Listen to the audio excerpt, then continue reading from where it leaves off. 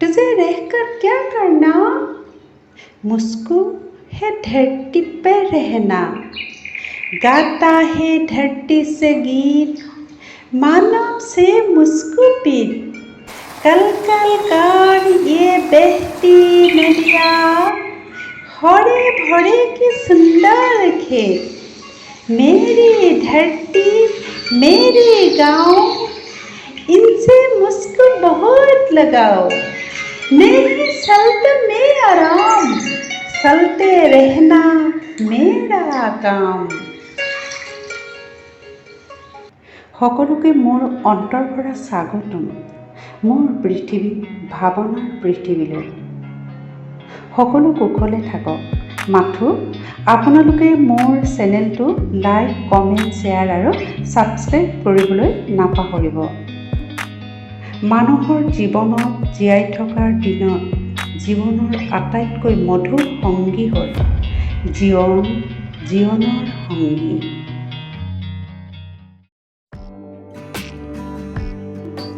জন book agency, Connaught Place, New Delhi মোৰ গন্তব্যস্থান। মোৰ লগত 4জন অন্তৰংগ সংগী, তাৰে এজন মন গৈ বুক এজেঞ্চি পায়ো এতিয়া মোৰ লগত। RK আশ্ৰমৰ মেট্ৰ' পিলাৰৰ Panchkuniya road, evening time. School, college আৰু অফিচৰ ছুটিৰ পাছত সকলো ঘৰমুৱা হৈছে। জনপথত পথচাৰীৰ নিজৰ নিজৰ কামক লৈ ব্যস্ত জীৱন। পাহাৰগঞ্জৰ মেইন বজাৰৰ পৰা ওলাই মই পঞ্চকুনীয়া ৰাস্তাৰে আগুৱাওঁতে উপপথ বসন্ত ৰাস্তাটোৰ টাৰ্ণিং পইণ্ট পালোঁ। এনেতে ৰাস্তাটোৰ কাষেৰে পাৰ হৈ যোৱা মেট্ৰ' ট্ৰেইনখনৰ লগতে ওৱান ৱেত অহা দুৰন্ত গতিৰ গাড়ী আৰু বিভিন্ন মডেলৰ বাইকবিলাক। মোৰ এনে লাগিল শখন উৰাজাহাজ ট্ৰেফিক জাম নমনাকৈ যেন উৰা মাৰিছে। কৰ্ণাট প্লেচৰ ফালে ৰাস্তাৰে যোৱা গাড়ীবিলাক দেখি ভাৱ আহিছিল, জীৱনটো যদি এনেকৈ খলা বমা নোহোৱা হোৱা হ'লে, ন' টেনশ্যন, বিন্দাছ, তেতিয়া হয়তো সুখ দুখৰ অস্তিত্বই নাথাকিলহেঁতেন। এইখন ভাৰতৰ ৰাজধানীৰ কাৰণেহে। এনে কিছুমান আমাৰ বিভিন্ন ৰাজ্যৰ ভিতৰৰ ৰাস্তা আছে, কিছু পুখুৰীসম, কিছু পাথৰৰ উজুটিত চেণ্ডেল উৱলি যোৱা। বাৰিষাৰ বতৰত কোমল কুচনৰ নিচিনা কোমল ৰাস্তাবিলাকৰ কথা আৰু এতিয়া নকওঁ দিয়ক। বাইক এখন যদি চলাই থাকোঁতে পামচাৰ বা তেল নাইকিয়া হয়, পহৰ ৰ'দ, তাতে না ৰাস্তা ভাল, না পেট্ৰল পাম্প, না গেৰেজ পাব। বাইকখন ঠেলি ঠেলি নিয়াটো কিমান আমনিদায়ক। মই কিন্তু এনেবোৰ দৃশ্য দেখিলৈ অনুমান কৰিব নোৱাৰা বাস্তৱ। ইয়াত সময় খৰচ, শাৰীৰিক শক্তি অপচয়, মানসিক আনন্দ আৰু উদ্যমো হ্ৰাস পায়। আমি আমাৰ প্ৰাপ্যৰ কাৰণে যুঁজি আনিলেও আধা বাটতে যাদু হৈ পৰে। এনেবিলাক কাৰণতে সকলো সচেতন হোৱা খুবেই প্ৰয়োজন বুলি মই ভাবোঁ। দিনবিলাক এনেকৈয়ে শেষ হৈ মাহ বছৰবিলাকে বাগৰি যায় আৰু মই ফুটপাথেৰে মোৰ শৰীৰটো মনে আগুৱাই লৈ গৈ আছে। গৈ থাকোঁতে মনলৈ কি যে ভাৱনাবিলাকে অহা যোৱা কৰিছে, কেতিয়াবা পাহৰি থাকোঁ মোক যে 4জন নলেগলে লগা সংগীয়ে সংগত কৰে বুলি।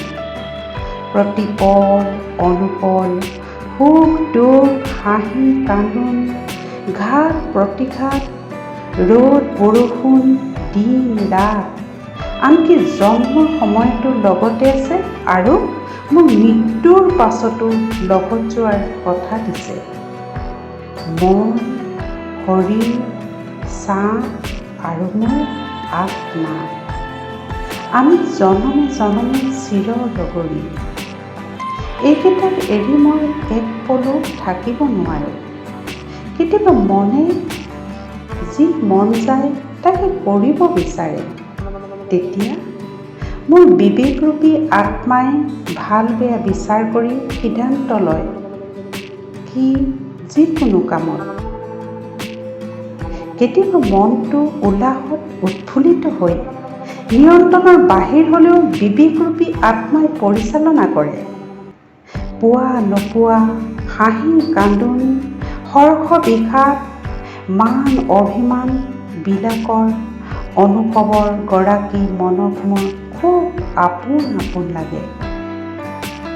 সেয়েহে হয়তো মনৰ লগত মোৰ আত্মাৰ নিবিড়ৰ পৰা নিবিড়তলৈ গতি কৰা ধাৰাবাহিক সুঁতি গংগা যমুনা সৰস্বতীৰ সংগম। মনৰ কথাকৈ উৰ নপৰে। মনটোৰ সকলোতকৈ ভাল লগা মোৰ দিশটো হ'ল অভিমানী মনটো। যেতিয়া থেপেচ পাতি উচুপি কান্দি অভিমানত বেলুন ফুলি থাকে, তেতিয়া শিশুসুলভ অভিমানী মনটো ভাঙিবলৈ কোনো নাথাকিলে হৃদয়ৰ স্পন্দনত সাগৰৰ জোৱাৰ ভাটাৰ দৰে আঘাত হানে। জীৱনত পোৱা নোপোৱা বিলাপ চেকি হৃদয়ত খুন্দা খালেই সাগৰীয় শামুকৰ দৰে মুকুতালৈ ৰূপান্তৰিত হয়।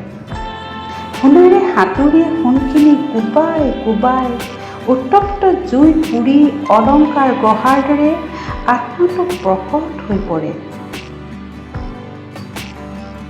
কেতিয়াবা সাগৰৰ পাৰত, কেতিয়াবা নীলা আকাশৰ তলত, আৰু কেতিয়াবা পাৰিলে জয়াল অৰণ্যৰ মাজত থাকিবাচোন। কেনে লাগে ক'বা? আৰু মই তেতিয়া তোমাক সুধিম, তুমি কেতিয়াৰ পৰা কবি হ'বলৈ শিকিলা? তুমি হয়তো উত্তৰ দিবা যে যেতিয়াৰ পৰা তুমি ক'লা তেতিয়াৰ পৰা কবি হ'বলৈ শিকিলোঁ। आकाश तुझे रहकर क्या करना, मुझको है धरती पर रहना। गाता हूँ धरती से गीत, मानव से मुझको भी। कल कल कर ये बहती नदियाँ, हरे भरे की सुंदर खेत, मेरी धरती मेरी गाँव, इनसे मुझको बहुत लगाओ। नहीं चलता मैं आराम, चलते रहना मेरा काम। नहीं चलता मैं आराम, चलते रहना मेरा काम। Oh yes, very good. You are great. মনটো যে আৰু কি নহয়, পাৰিলে বিশ্বখনতে ভ্ৰমি ফুৰিব। বাস্তৱত নহ'লেও ওলোমা আকাশৰ শূন্যতে ৰাজমহল বনাই গাড়ী বাৰী নাচ গান গোলাপী নিচা পাণ্ডি পোহৰীয়ালৈ মস্কুল সবল মন। ধিচুম ধাচম বাইক দৌৰ গাড়ী দৌৰ, কি যে মজা লগা মায়াবিনীৰ মায়া নগৰী। মানুহৰ ব্যক্তিত্ব তিনি প্ৰকাৰৰ: বহিমুখী ব্যক্তিত্ব, অন্তৰ্মুখী ব্যক্তিত্ব আৰু উভয়মুখী ব্যক্তিত্ব। মানুহৰ ৰুচিৰ ওপৰত নিৰ্ভৰ কৰি ব্যক্তিত্ব জনা যায়। শৰীৰটো আমাৰ অমূল্য সম্পদ। দেহৰ সকলো অংগ পতংগ সক্ৰিয় আৰু সুস্থ সবল কৰি ৰাখিব নোৱাৰিলে বাকী মূল্যৱান সম্পত্তি থাকিলেও অসাৰ। শক্তিশালী স্বাস্থ্য সকলোৰে কাম্য। যিমান পৰা যায় নিৰোগী হৈ থাকিবলৈ হ'লে আমি কিছুমান নিয়ম মানি চলাটো খুবেই জৰুৰী। ডক্টৰ ভূপেন হাজৰিকাৰ গানৰ ভাষাৰে মই আৰু মোৰ চাহ দুয়োৰে লগৰী।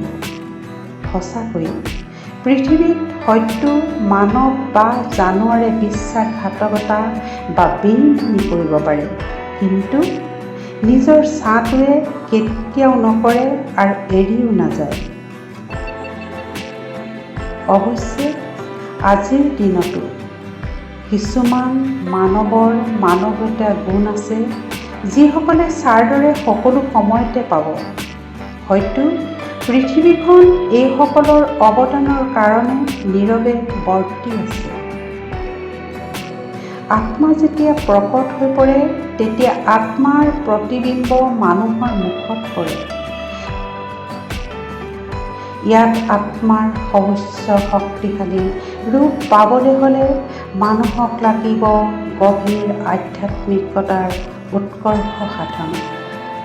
এতিয়াও মোৰ বাবে পৃথিৱীখন ঘন ৰহস্যৰে ভৰি আছে। মকৰা জালত থাকি অকৰা হোৱাৰ দৰে হয়। খাই বৈ জীয়াই আছোঁ। ইয়াতে নেকি বাৰু জীৱনৰ সাৰ্থকতা? মনলৈ যে কিবিলাক আহি আমনি দিয়ে নহয়। আহি জন বুক এজেঞ্চি কেতিয়া পালোহি গমেই নাপালোঁ। নিজৰ ভিতৰতে গুজৰি গুমৰি থকা ভাৱনাবিলাকতে পাগলী থাকিল নেকি? নহয় নহয়, জীয়াই থকালৈকে মোক পৃথিৱীখন হেঁপাহলৈ চাবলৈ লাগে, বুজিবলৈ লাগে, আত্মাৰ সৈতে একাকাৰ হৈ বিলীন হ'বলৈ লাগে।